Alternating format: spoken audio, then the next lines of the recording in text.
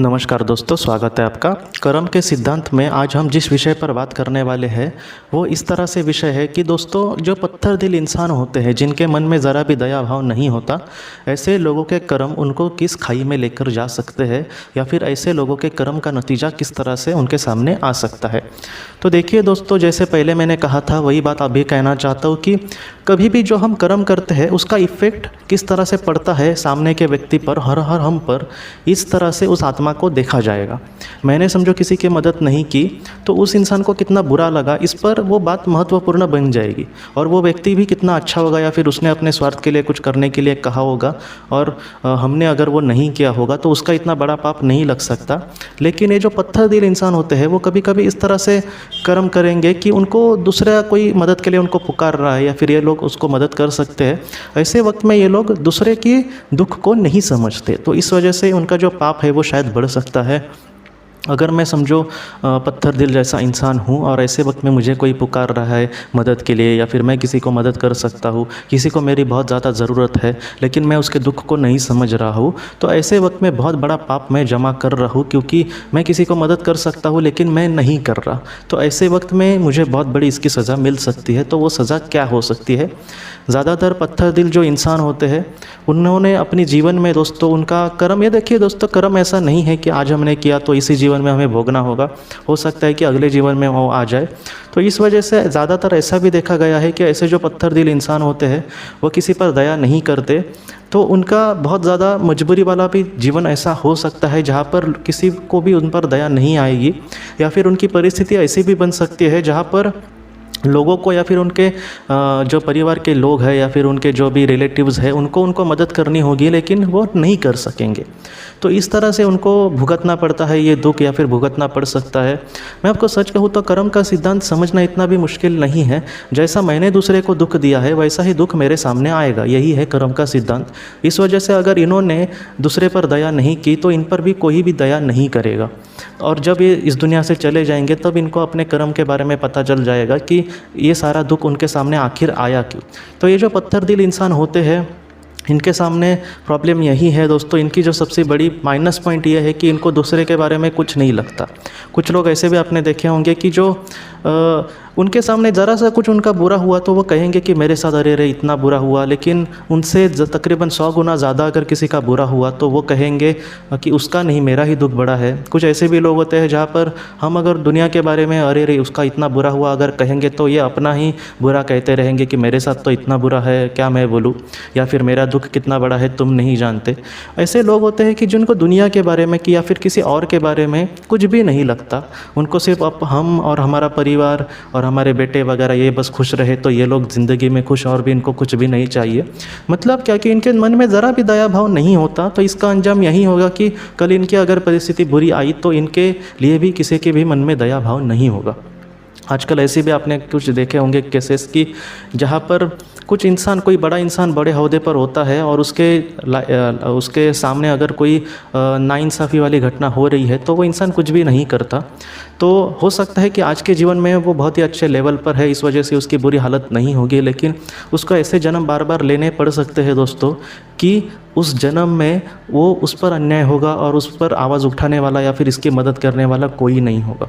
तो कर्म का जो सिद्धांत है वो इसी तरह से काम करता है। इस वजह से ईश्वर भी हमसे यही चाहेंगे कि जितना हो सके हमें इस तरह से इंसान नहीं बनना, एक ऐसा इंसान बनना है जो अपने बेटे को ठेस लगने पर उसके दुख के बारे में जिस तरह से हम समझ सकते हैं, वैसे ही अगर कोई पराया इंसान है वो वैसे ही दुख में है तो उसका हम कम से कम दुख समझें, कम से कम अगर उसके लिए हम कुछ करने की कोशिश करें तो हम उतना मदद उसको करें। तो इन सारी चीज़ों को इस तरह से देखा जाएगा, और इस वजह से जो पत्थर दिल इंसान हैं इनके सिर्फ़ और सिर्फ ज़्यादातर पाप ही जमा होंगे इनके जीवन में। उनको बड़ा बड़ा मतलब सुख भी उनके सामने आ सकता है, लेकिन उस सुख की ज़ीरो वैल्यू होगी। हो सकता है कि यही सुख कभी ना कभी दुख बन जाए, या फिर हो सकता है कि मैंने जैसे अभी कहा कि ये जीवन उनका बहुत ही अच्छे से बीत जाए, ये भी हो सकता है, लेकिन कल उनका जो आने वाला कल होगा वो बहुत ही बुरा होगा। बहुत सारे लोग कहेंगे कि ये किसने देखा है, आज तो वो बुरा कर्म कर रहा है, ये मुझे दिख रहा है। देखिए दोस्तों, कल उसके जो बुरे दिन आने वाले हैं, आत्मा का सिद्धांत यही सिखाता है कि जो चीज़ें बदलेंगी वो हमारे सामने नहीं बदलेंगी। मैं आपको बहुत बार उदाहरण देता हूँ ईदी अमीन का, जिसने अपने ही देश के कितने लाखों लोगों को उसने बहुत ही बुरे और बेरहमी से मार डाला, लेकिन वो बहुत ही अच्छे से इस दुनिया से चला गया। लेकिन ऐसे जो निचले स्तर के लोग होते हैं वो नीचे ही जाएंगे। उसका सबसे बड़ा उदाहरण मैं आपको देखता हूँ, जेडी गोयल जी की किताब है मौत के बाद कब कहा कैसे।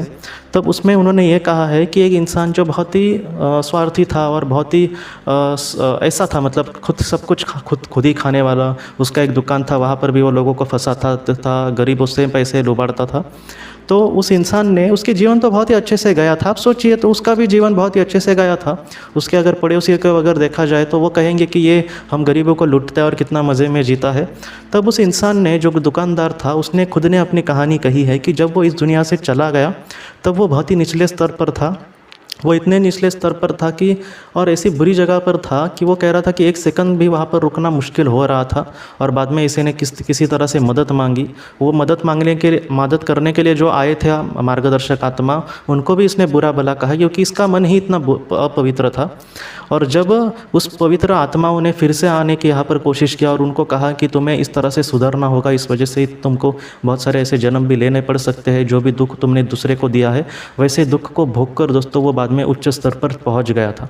तो इस तरह से दोस्तों जो बुरा करेगा उसका अंजाम बुरा ही होगा, भले वो हमारे आंखों से हमारे सामने ना दिखे, लेकिन उसका आत्मा जानती है कि उसने क्या कर्म किए थे और उसके सामने भी वैसे ही कर्म फिर से आ सकते।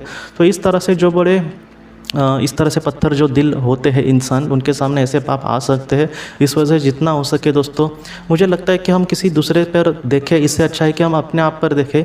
जितना हो सके हमारे भी लाइफ में आगे बहुत चल के ऐसे बहुत सारे लोग आ सकते हैं जिनका हम दुख समझ सके, उनके लिए कुछ हम कर सके, तो अच्छा है कि हम करें। अगर कोई मदद के लिए हमें पुकारता है और अगर हम उसकी मदद करने की कोशिश करते हैं या फिर वो हमें पॉसिबल है, तो अच्छा यही है कि जितना पॉसिबल है हम उस दूसरे के लिए करने की कोशिश करें और हमारे जीवन में दोस्तों आगे बढ़े।